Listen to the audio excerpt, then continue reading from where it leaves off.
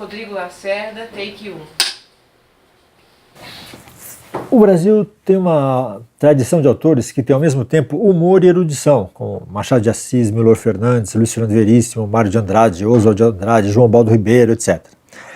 De onde vem essa vocação para sermos engraçadinhos, mas nada ordinários? Bom, eu acho que vem do fato de que nós somos uma sociedade que nasceu de fora do centro, né? Nós não somos o centro. Então, no que a gente se apropria das formas literárias e estéticas da Europa, a gente naturalmente dá um sabor local, bota um tempero nosso, assim. Agora, também é verdade que muitos escritores europeus eram engraçadinhos, e o Machado de Assis tem suas influências de um Laurence Sterne, Tristram Shandy e tal. O Thackeray é um sucessor do Laurence Sterne, também era muito lido no Brasil. Isso no século XIX, o Dumas, Alexandre Dumas, Os Três Mosqueteiros é um livro de aventura, mas é também um livro de humor em muitas passagens. Então eu acho que não que essa tendência brasileira a ser bem-humorado tenha começado no século XIX, mas já havia antes, o Gregório de Matos e tal. O Bocage era muito lido aqui no Brasil também, mas são exemplos de um determinado período de que essa cultura que a gente importou e deglutiu também tinha esse tempero, só que o nosso humor não é o mesmo de um personagem do Oscar Wilde, né? Um aristocrata inglês. O nosso humor é diferente, a gente não vive aquela realidade, então naturalmente sai diferente. E a erudição ajuda a fazer humor? Depende que tipo de humor, né? O humor, por exemplo, de um escritor como o João Baldo, como o Luiz Fernando Veríssimo, aí ajuda, mas desde que você tenha liberdade de rir da sua erudição, né? De usá-la de uma maneira a não se deixar levar por nenhuma tendência de pedantismo ou de distinção, quer dizer, o autor jogando todo o seu cabedal de cultura no texto para se colocar como um ser elevado e mais culto do que o leitor. Eu acho que para o humor você precisa ter uma relação direta. Você pode usar coisas que o leitor não necessariamente conheça e domine, um repertório que ele não domine, mas você tem que dar a ele a compreensão imediata, porque senão não fica engraçado, eu acho, né? A piada exige uma instantaneidade, um timing, assim, que se você dourar muito a pílula e colocar muitos circunlóquios, aí a piada não vai ter graça, né? Você sente que no Brasil a academia e crítica preferem autores mais sérios? Sinto. Acho que é uma verdade. Eu não acho nem que seja uma impressão subjetiva da minha parte. Acho que é uma verdade total. Todos os escritores humorísticos vão te dizer a mesma coisa. Eu acho um equívoco você pensar que o drama é mais nobre ou mais elevado que a comédia necessariamente, né? Peça para um escritor habituado a fazer drama se ele consegue fazer um texto humorístico e não vai ficar bom. O contrário também é verdadeiro muitas vezes. Quando a pessoa tem um dom específico para um dos dois registros, ela não consegue dominar o outro. Isso é normal. São raros os casos de escritores que conseguem as duas coisas, né? O que eu acho é que a academia ela menospreza o humor por um preconceito, me parece. Tem uma percepção de que só há drama, só há verdade humana no que é negativo e pesado e triste. É estranho a academia não gostar de humor, porque ela foi fundada por um cara com muito humor, né? Tal que seria o nosso escritor máximo, que é um sujeito muito engraçado, né? Uhum. Mas eu acho que a Academia Brasileira de Letras, que o Machado fundou, ela é muito pouco conhecida realmente por nós hoje em dia. Há uma ruptura, né, da percepção que se tinha da literatura até aquele momento com o modernismo, e não digo necessariamente em 22 da semana, acho que demorou um pouco mais até, digamos, um cânone de vanguarda se firmar e passar a ser a régua pelo qual tudo é medido. E segundo esse cânone, tudo que veio antes era pernóstico, pedante, afrancesado e distante da nossa vida de brasileiros e tal. E, de fato, havia muito de pernosticismo, pedantismo e tal, mas mesmo um autor como Coelho Neto, por exemplo, que é, digamos assim, a epítome de tudo que é cafona na literatura da Primeira República, do fim do Império, ele tem ele tem livros humorísticos. Ele tem um livro, se não me engano, se chama O Álbum de Caliban, que é contos eróticos e burlescos e tal, e que é muito divertido. Quer dizer, eu acho que tem um preconceito, e os autores que estavam com o Machado na academia, muitas vezes a gente conhece só pelas suas obras máximas, que muitas vezes ofuscam livros que na época até tiveram sucesso e tal, e que são livros humorísticos, e que são livros onde esse pedantismo e tal não está tão presente. A obra deles não era sempre do mesmo jeito. O escritor não escreve todos os livros segundo a mesma forma, necessariamente, né? Então tem muita gente ali que tem um pedaço da obra que é pouco conhecido ou descartado por causa dessa resistência. Sei lá, eu não vejo porquê desse preconceito, porque eu acho que a vida tem momento para tudo. Você não vai ouvir rock todo o tempo, nem jazz todo o tempo, nem música clássica todo o tempo. Então por que você vai ler tragédia grega todo o tempo? Você também vai ler Machado, o Gregório de Matos, ou, enfim, Bocage, escritores que pegam para outro lado. Se você está com um determinado espírito, estado de ânimo, isso vai te levar para um determinado tipo de literatura com qual você se relacione bem naquele momento, de acordo com o seu dia, com o seu momento e tal. A paródia e a sátira são jeitos mais brasileiros de humor? Olha, eu acho que a sátira não me parece, pelo menos, porque na literatura inglesa, que eu conheço melhor um pouco, tem bastante de sátira e mesmo na literatura francesa, o teatro francês tem muita coisa humorística e tal. A paródia, talvez, assim, eu pensando um pouco no Vivo Povo Brasileiro, por exemplo, do João Ubaldo, ele é um épico e antiépico ao mesmo tempo. Eu sempre brinco que para fazer uma adaptação desse livro para um roteiro, por exemplo, você teria que juntar Macunaíma com Guerra e Paz. Essa capacidade de criar com outro tom, com outras tintas, em outro cenário, digamos, muitas situações que a literatura europeia já tinha trabalhado. Isso é uma forma de paródia, e talvez isso seja mais característico do Brasil e dos países não não centrais, né, da periferia do capitalismo. Está na natureza do humor ser um tanto desrespeitoso?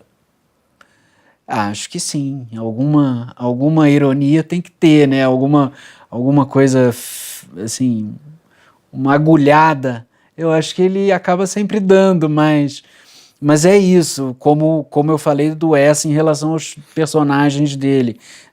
Você dá a agulhada, mas você muitas vezes mostra que aquele defeito que você está ressaltando, aquele vício que você está ridicularizando, ele não mata ninguém também. Ele é passível de ser ridicularizado. Ele não é tão grave assim, ele não é tão nocivo. O humor desarma o mal quando ele ri. Então eu acho que ele é uma boa vacina para essas coisas e para neutralizar enfim, as dificuldades de convivência, as dificuldades da vida e o temperamento dos personagens. Quando você aborda eles com humor, o cara pode ser o maior vilão do mundo, mas ele fica,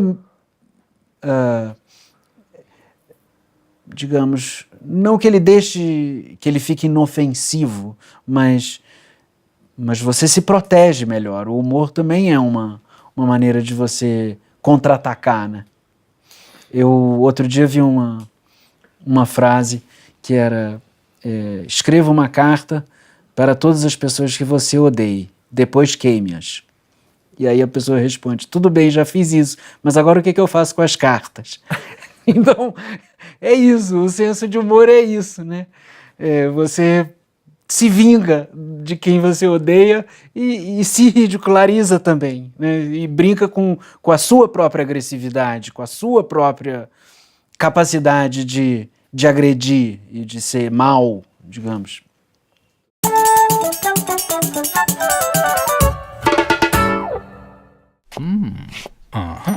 Gregório de Matos Guerra nasceu de uma família rica em Salvador em 1636. Frequentou o colégio da Companhia de Jesus e aos 13 anos foi para Portugal, onde estudou Direito na Universidade de Coimbra e trabalhou como juiz criminal e curador de órfãos. Voltou ao Brasil aos 43 anos para trabalhar como vigário geral e tesoureiro-mor da Sé. Aí começaram seus problemas. Ele não aceitou usar batina e completar as ordens eclesiásticas, e com isso perdeu os cargos. Passou a ter uma vida miserável e boêmia. Seus versos satíricos sobre religiosos cheios de luxúria, autoridades corruptas e falsos nobres ficaram tão famosos que o governador da Bahia, que era seu admirador, teve que deportá-lo para Angola a fim de que não fosse assassinado. Não é à toa que Gregório de Matos recebeu o apelido de o Boca do Inferno.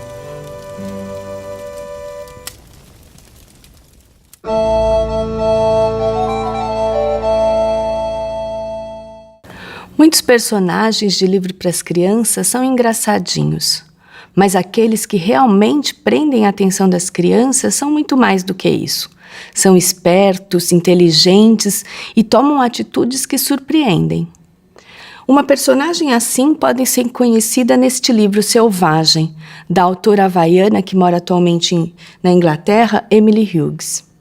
Nessa história, Emily nos conta a vida de uma menina selvagem que vive na floresta e aprende com os animais. Com imagens com muitos detalhes, ela nos conta desse ambiente.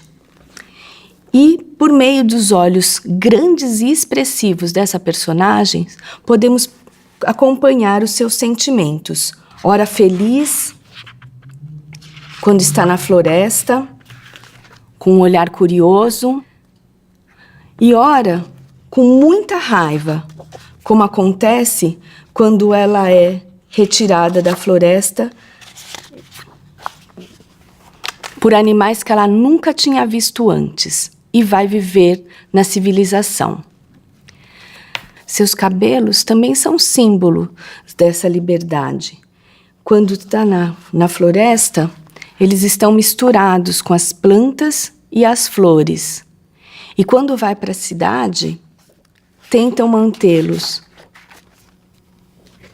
presos e em ordem. Mas é claro que a menina selvagem não se adapta nesse ambiente. Ela tem no cachorro e no gato que moram com ela 2 amigos cúmplices. E de tanta infelicidade, ela toma uma atitude e resgata sua vida de volta. E leva com ela, nesse retorno, o cachorro e o gato. E termina novamente nesse ambiente da qual ela nunca devia ter saído. É inevitável não fazer a relação com a história de Victor de Aveyron, menino selvagem encontrado no sul da França, nas florestas, e que foi criado pelo educador Jean Itard, que relatou esse convívio no seu livro, que mais tarde foi transformado em filme por François Truffaut.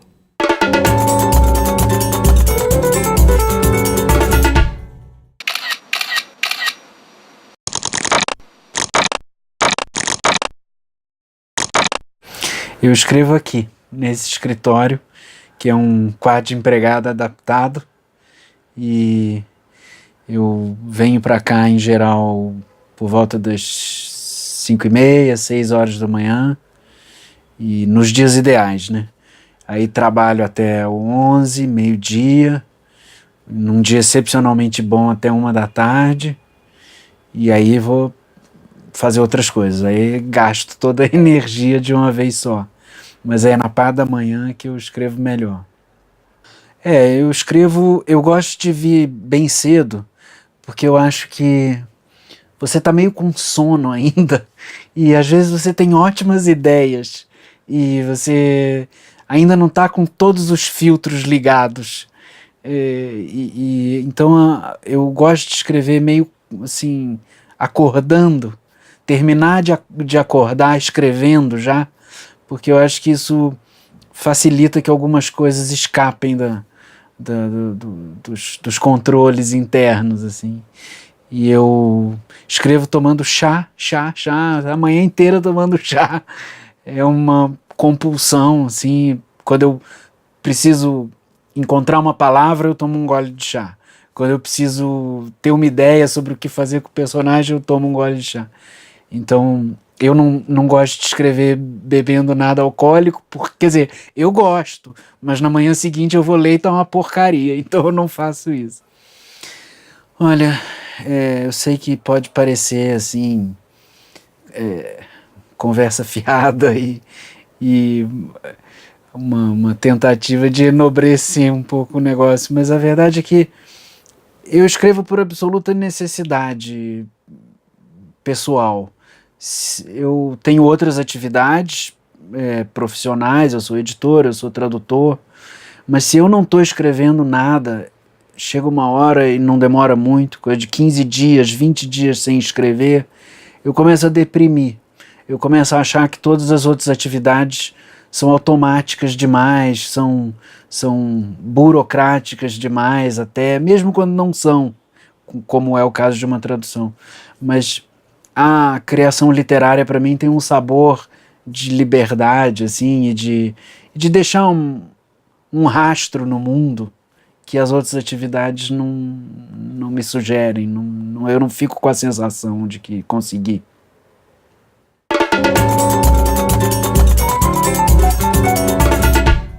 Sabe aquele livro que é recheado de momentos cômicos e garante boas risadas durante a leitura?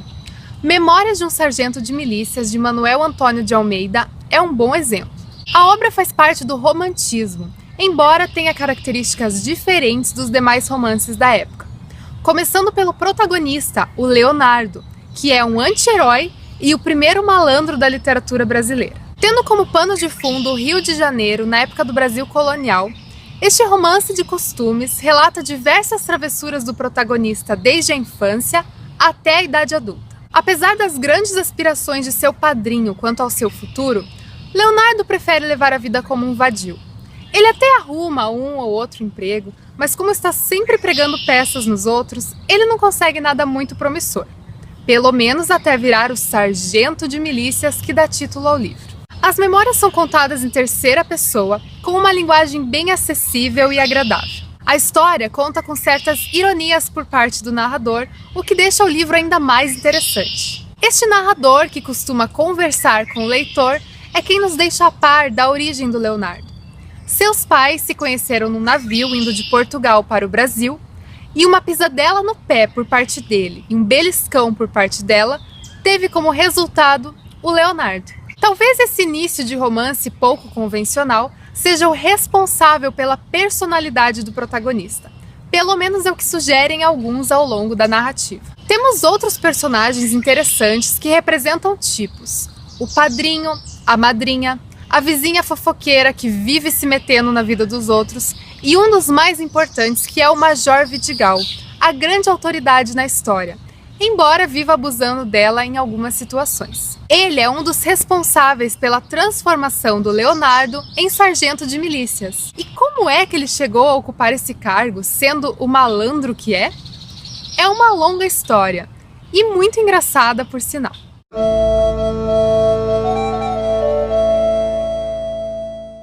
Enfim, chegou a hora da encomendação e da partida.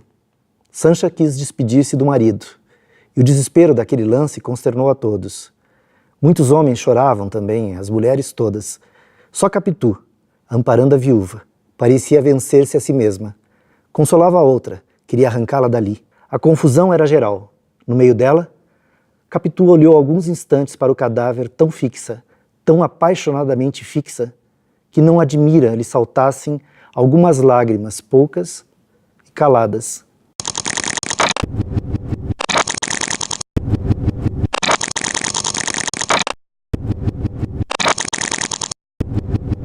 A ideia que a gente tinha era de que a história ela começava, né, com eles adolescentes mais leve, mais clara, e gradualmente, conforme eles iam envelhecendo, ela ia ficando mais escura. E a gente decidiu que todas as cenas do Bento velho... Do Dom Casmurro. Do Dom Casmurro, Ele tem 3 fases, né? Bentinho, Bento e o Casmurro. O Casmurro é que narra. Então, todas as páginas em que aparece o narrador, elas estão em papel preto. Papel preto. Isso. E ele nunca é mostrado... não é mostrado por inteiro, né? Não detalhadamente. Ele tá sempre com alguma silhueta, sempre com alguma contraluz, assim. Ele não aparece. E a ideia era que essa representação gráfica do escuro total fosse a representação do que está dentro dele. Então ele vai ficando cada vez mais isolado, cada vez mais magoado, cada vez mais casmurro, né? A palavra que melhor descreve é justamente essa. Ele sai da luz, né? Tanto que o livro é separado em 5 partes. Ele foi me ajuda, Mário. A promessa, o namoro o seminário, casamento e separação. E o Mário, nessas aberturas, ele foi fechando o foco. Assim, começa no claro, como se fosse um foco de teatro mesmo, sabe? Um spot, né? Ele vai fechando até ir para essa escuridão da pessoa consumida pelo ciúme, né? Que é sobre o ciúme, não é sobre traição, é sobre o ciúme. E é um ciumento contando a história, né? É a visão dele.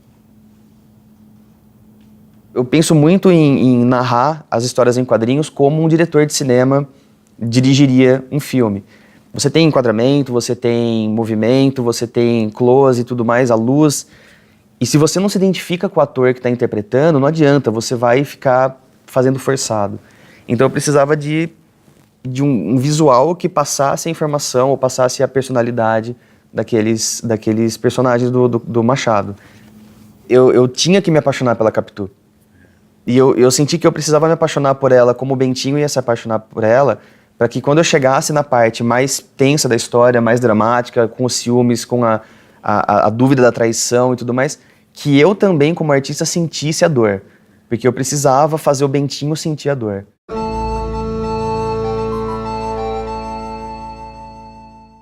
Bom, a minha indicação é o romance Viva o Povo Brasileiro, do João Baldo Ribeiro. Essa é a edição mais recente, comemorativa dos 30 anos do livro.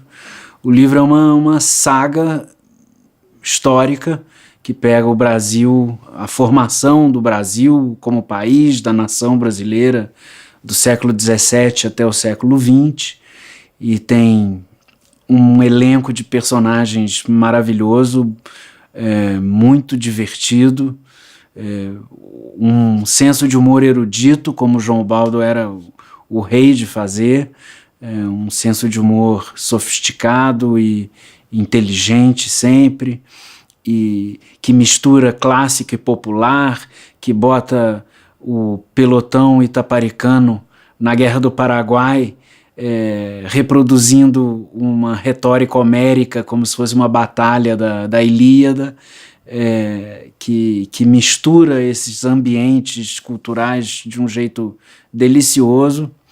E, enfim, é um livro que merece a atenção de todo mundo.